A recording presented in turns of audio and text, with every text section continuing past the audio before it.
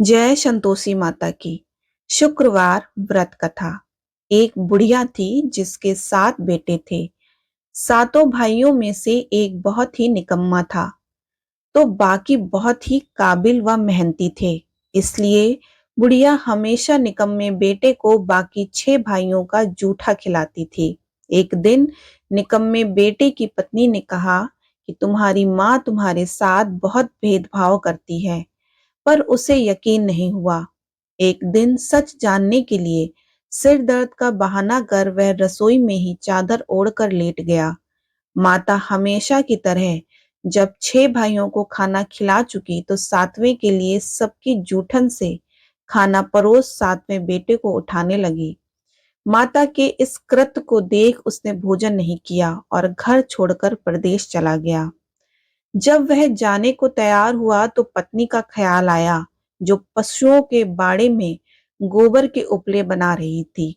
उसने अपने जाने के बारे में बताते हुए कहा, हम जावे परदेस आवेंगे कुछ काल, तुम रहियो संतोष से धर्म अपनो पाल।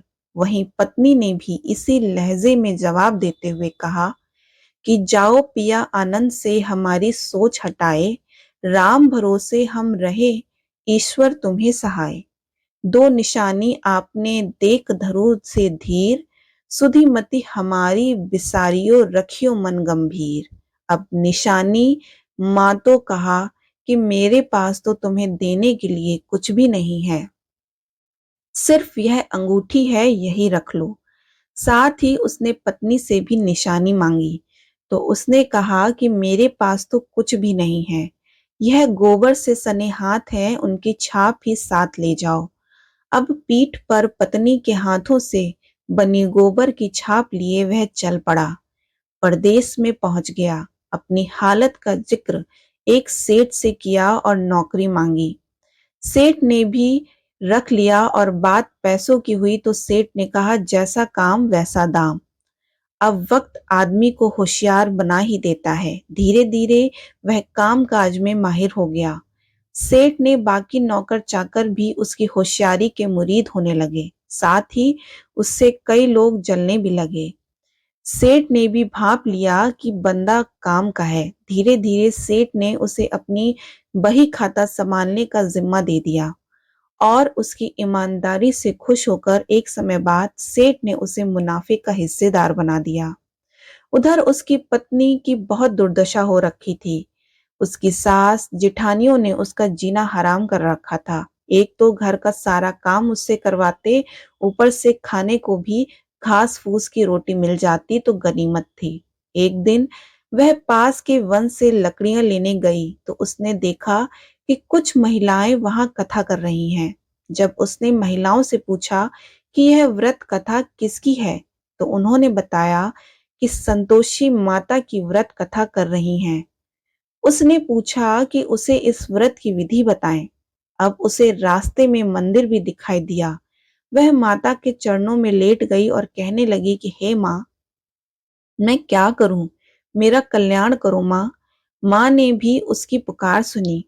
वह लकड़ियों को बेचकर प्रसाद के लिए गुड़ चना लाई और शुक्रवार का उपवास किया। वह व्रत कथा भी सुनी। कुछ दिनों बाद उसे पति की चिट्ठी मिली, साथ ही पैसे भी आने लगे। वह हर शुक्रवार को उपवास करने लगी। फिर उसने माँ से गुहार लगाई कि हे माँ, मुझे मेरे स्वामी से मिला दो। तब स्वयं माँ एक वृद्धा का वेश धारण कर उसके पति के पास पहुंची और उसे पूछा कि उसका कोई घर बार है या नहीं। उसने बताया कि सब कुछ है, लेकिन इस काम को छोड़कर कैसे जाऊं। तब वृद्धा ने कहा कि तुम माँ संतोषी का नाम का दिया जलाकर कल सुबह दुकान पर बैठना। शाम तक तुम्हारा सारा हिसाब किताब हो जाएगा और सामान भी बिक जाएगा। उसने ऐसा ही किया। माता के वरदान से वह शाम के समय कपड़े गहने खरीदकर अपने गांव चल दिया। उधर उसकी पत्नी नित्य की तरह माता के मंदिर में माता से बातें कर रही थी। हे माँ, मेरे स्वामी कब आएंगे?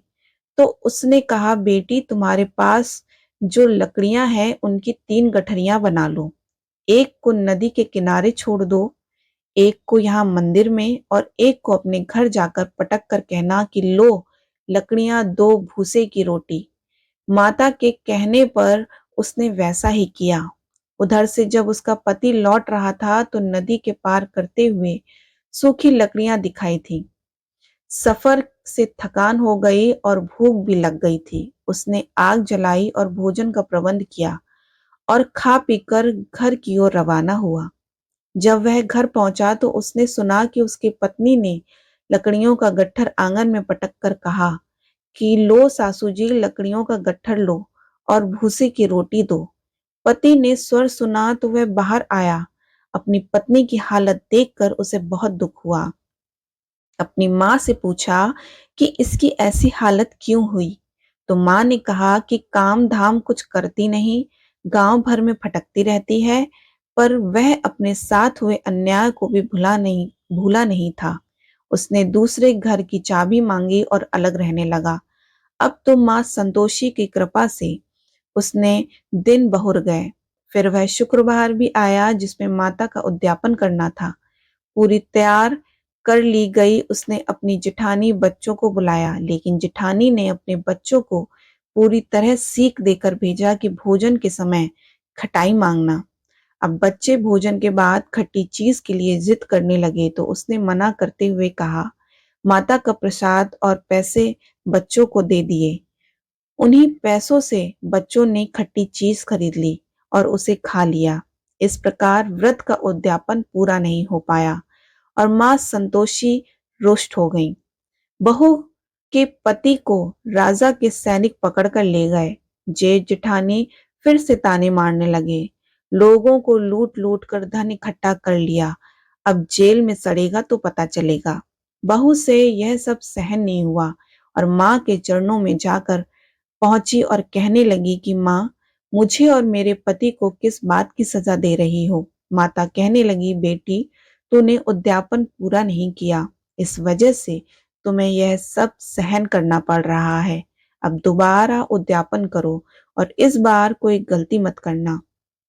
बहू का पति वापस घर लौट आया और अगले शुक्रवार विधि व पूर्वक फिर से उद्यापन किया और इस बार कोई भी भूल नहीं की और ब्राह्मण के लड़के को बुलाकर व्रत का उद्यापन किया। इस बार पैसों की जगह फल दिए और उसका उद्यापन पूरा हुआ। मां संतोषी की कृपा से जल्द ही बहू के एक सुंदर से पुत्र को जन्म दिया और बहू को देखकर पूरे परिवार ने संतोषी माता का विधिवत पूजन करना शुरू कर दिया और उनका परिवार सुख से जीवन बिताने लगा। जय संतोषी माता की।